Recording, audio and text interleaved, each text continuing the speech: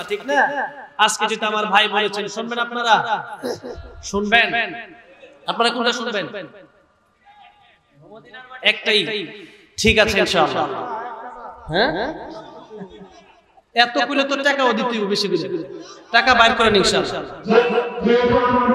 আচ্ছা টাকা মানুষকে পেয়েছি, আমাদের দশটাকে করব, আমরা মনে করি আমাদের দশটাকে করব, যেহেতু আমাদের এলাকার জামাই এবং হুজুর বলতেছে না, যেহেতু সরকারের হুজুর বলে, যেহেতু আমাদের এলাকার জামাই, আমরা সরকারের জামাই চিনি, অনেকে চিনি না হুজুরকে, যে আমাদের দশটাকে ক্ষমতার জামাই আমরা অনেকে চিনি না, কিন্তু আজকে আমরা চিন্তা করব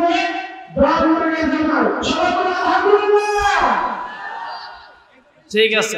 এই জন্য উনি বেঁচে গেছে, দেখছেন অবস্থাটা ঠিক ঠিক কি আমার এলাকার জামাই মানে বেঁচে গেছে তো, যাক আলহামদুলিল্লাহ। এমনি বাঁচতে পারলেও তো ভালো, ঠিক না? ঠিক বলেন। আমরা আমাদের ভালোবাসা আল্লাহর জন্য, তাহলে না এটা না হলে আর কিসের জন্য আমাকে দাওয়াত করবে বলেন, ঠিক না? ঠিক। আল্লাহ ওনাদের এই ভালোবাসার জন্য কিয়ামতের ময়দানেও যেন একসাথে জান্নাতে যেতে পারি, বলেন আমিন। ও মদিনার মাটি রে, সকল সুখ বুঝি তোর কপালে, ও মদিনা রে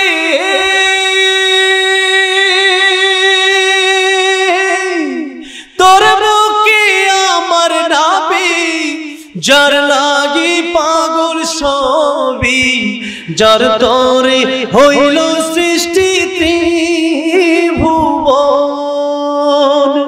কাঁদি আমি সারাক্ষণে, কখন যাব সেখানে, সহে না আর পরাণে,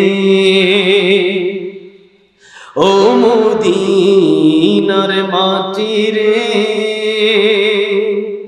সকল সুখ বুঝে তোর কপালে,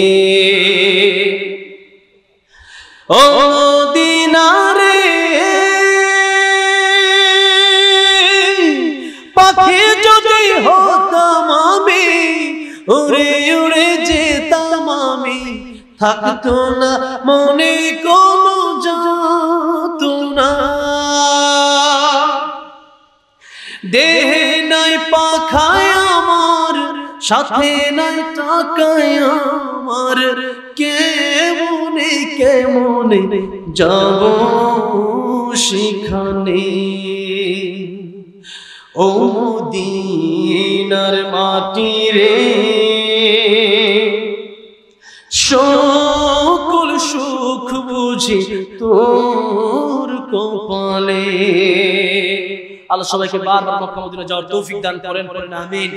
এবার অনেকেই হজে চলে গেছে, দুইজন হাজির বাংলাদেশে মৃত্যু হয়েছে, আল্লাহকে জান্নাতুল উচ্চ মাকাম দান করেন, বলেন আমিন। আর অনেকেই যাচ্ছে, আমি তো মনে মনে চাই শেখ হাসিনা আমাদের